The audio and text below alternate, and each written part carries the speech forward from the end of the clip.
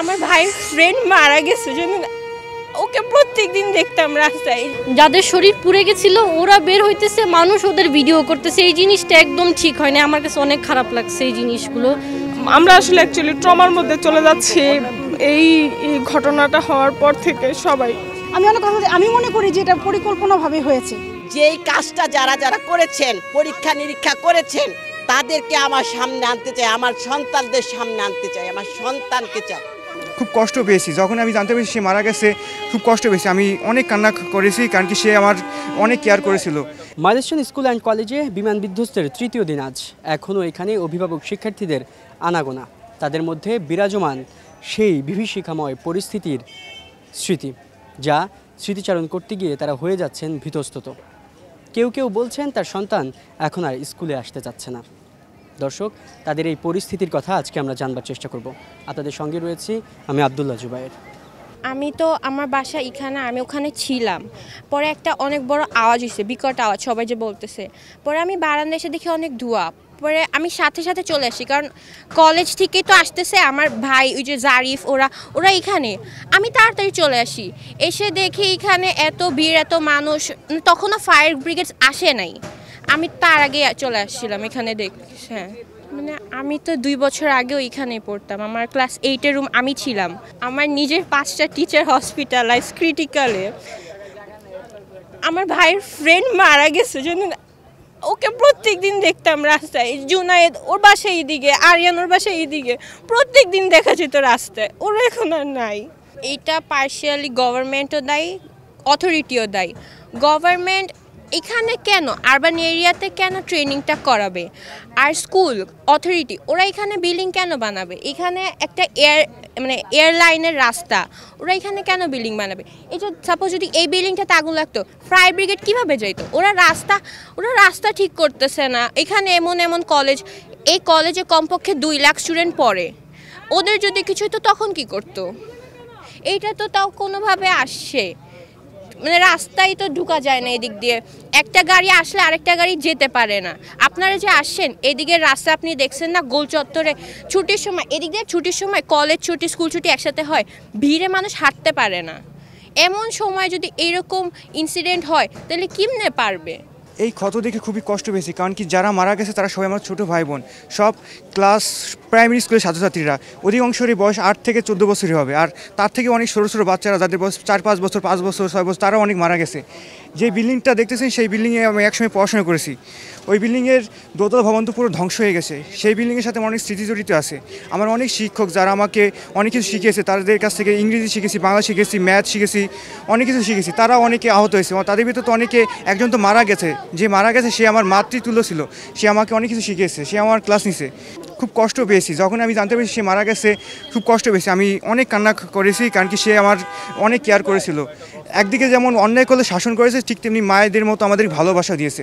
এখন যে অ্যাক্সিডেন্টটা এখানে এসে ঘটলো, এটা পরিকল্পিত কি না এটা এখন সরকারকে খতিয়ে দেখা, এবং আমরা জনসাধারণ আমরা মনে করি, আমি মনে করি যে এটা পরিকল্পনাভাবে হয়েছে। যে কারণে একটা প্লেন ওঠার আগে অনেকবার চেক হয়। একটা আমরা যে বড় বড় ইন্টারন্যাশনাল প্লেনগুলো, এটা যুদ্ধ বিমান, এটা পরিকল্পিত। আর জুলাইটাকে আমি অভিশপ্তই বলি, কারণ জুলাইটা অভিশপ্ত। আমরা আসলে অ্যাকচুয়ালি ট্রমার মধ্যে, আমাদের বাচ্চাগুলো সুস্থ সেফ আছে। বসুন্ধরা টিস্যু, অশুদ্ধতার বিরুদ্ধে এক বিন্দুও ছাড় নয়। আমরা আসলে অ্যাকচুয়ালি ট্রমার মধ্যে চলে যাচ্ছি এই ঘটনাটা হওয়ার পর থেকে সবাই দেখার জন্য। আমি কালকে অনেক অসুস্থ ছিলাম, ওই দিন আমি পড়ে গেছিলাম, গাড়ির ধাক্কা খেয়ে এই ড্রেনে পড়ে গেছিলাম। আজকে বলছি না আমাকে একটু নিয়ে চলো, আমি যাব একটু, আমি বাসায় থাকতে পারতেছি না, এর জন্য আমি এখন আবার আসছি। না, অবশ্যই এফেক্ট পড়বে এটার মধ্যে। বাচ্চাদের এত বড় একটা ওরা চোখের সামনে দেখতে পাচ্ছে, সেখানে ওদের একটা এফেক্ট পড়বে না? আপনারা এটা কি মনে করেন বলেন? উঠবে তার আগে যেই কাজটা যারা যারা করেছেন, পরীক্ষা নিরীক্ষা করেছেন, তাদেরকে আমার সামনে আনতে চাই, আমার সন্তানদের সামনে আনতে চাই, আমার সন্তানকে চাই। আমার বাসার ফ্যামিলি সবাই তো আমাকে দেখে কান্না করে দিছে যে আমি আলহামদুলিল্লাহ সুস্থ আছি। আমার মাও এই 2 দিন যাবত অনেক অসুস্থ ছিলেন, আমিও রাত্রেবেলা ঠিকমতো ঘুমাইতে পারি নাই, ঠিকমতো বারবার এই একই এই দৃশ্যগুলো মাথার মধ্যে ঘুরতেছিল যে বাচ্চারা মারা গেছে, আগুন জ্বলতেছে, এইসব। অনেকের দেখছি শরীরের অর্ধেক অংশ ছিল না, গার্ডিয়ানদের অনেক খারাপ অবস্থা ছিল। আর আরেকটা কথা যে যাদের শরীর পুড়ে গেছিল ওরা বের হইতেছে, মানুষ ওদের ভিডিও করতেছে, এই জিনিসটা একদম ঠিক হয় না। আমার কাছে অনেক খারাপ লাগছে এই জিনিসগুলো। আমি সনাতন থেকে নেমে দেখি বিমান ক্র্যাশ করেছে, সাথে সাথে আমরা দিক দিক ছুটতে লাগলাম। ছুটে ফায়ার এক্সটিংগুইশার আমরা দক্ষিণ পাশে কিছু গ্রিল, উত্তর পাশে দুটো গ্রিল ভেঙে বাচ্চাদেরকে উদ্ধার করছি।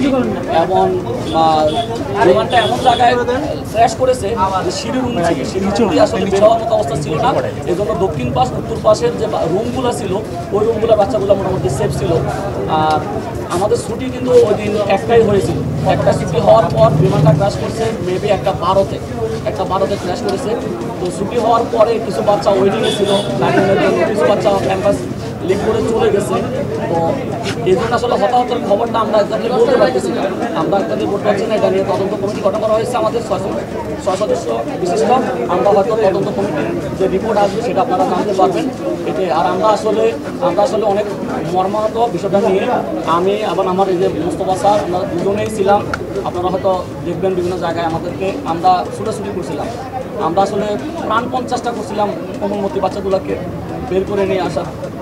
ওদের চিৎকার চেঁচামেচি শুনে আমরা আসলে কী করবো আমরা বুঝতে পারি নাই।